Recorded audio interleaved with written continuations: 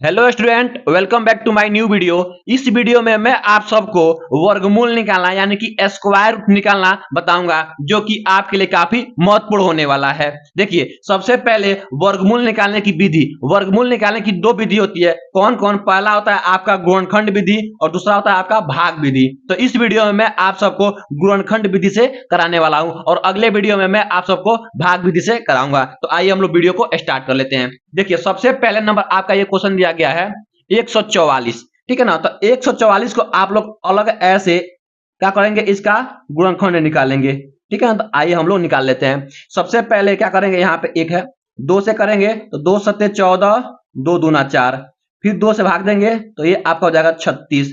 ठीक है ना? फिर 2 से भाग देंगे तो ये हो जाएगा आपका 18, फिर 2 से भाग देंगे तो ये आपका हो जाएगा 9, फिर आपको अब 3 से भागा देंगे तो ये हो जाएगा 3, और उसके बाद से फिर 3 से करेंगे तो ये हो जाएगा आपका 1। ठीक है ना? तो ये आपका निकल गया क्या, गुणनखंड। इसको अब हम लोग ऐसे लिखेंगे, 144 को लिखेंगे वर्गमूल के अंदर यानी कि स्क्वायर रूट के अंदर।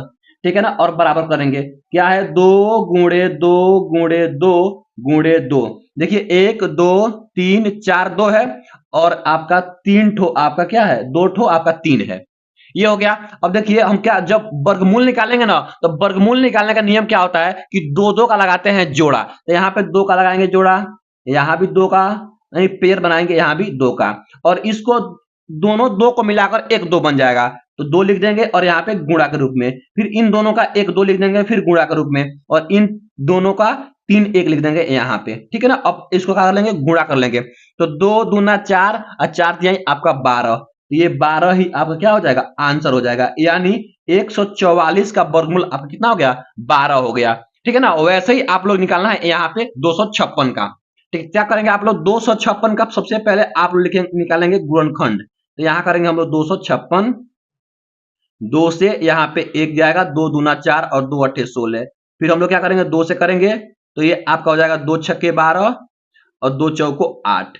फिर 2 से करेंगे तो आपका यहाँ पर हो जाएगा 32।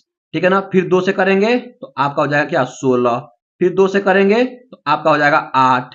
फिर 2 से करेंगे तो आपका हो जाएगा यहाँ पे 4।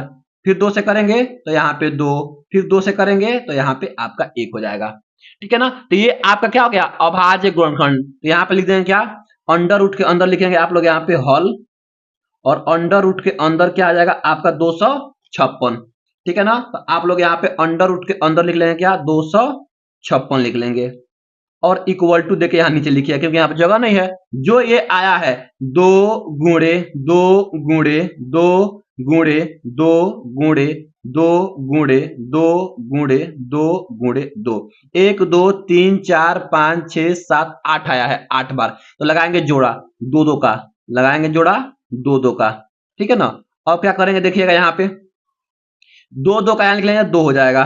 ठीक है ना? देखिएगा, यानी कि इन दोनों को मिला करके ये 2 2 मिलके एक 2 बन जाएगा। तो यहाँ पे 2 लिख लेंगे, और फिर गुणे इन दोनों को मिला के एक 2, फिर इन दोनों को मिला के एक 2, और फिर इन दोनों को मिला के एक 2, और इसको आपस में क्या कर लेंगे, गुणा कर लेंगे। देखिए, 2 दूना 4, 4 दूना 8, 8 दूना 16, यहाँ हो जाएगा क्या आपका 16, और यही क्या हो जाएगा, आंसर हो जाएगा। ठीक है ना? यही आपका आंसर हो जाएगा। ठीक है ना? और देखिए क्वेश्चन, अगला क्वेश्चन देख लीजिए। अब देखिए यहाँ पे आपका दिया गया क्या, 196 दिया गया है। तो अलग यहाँ पे 196 का कर लेंगे हम लोग, निकाल लेंगे गुणनखंड। तो 2 से करेंगे तो 2 नवा 18 और 2 अट्ठे आपका हो जाएगा 16।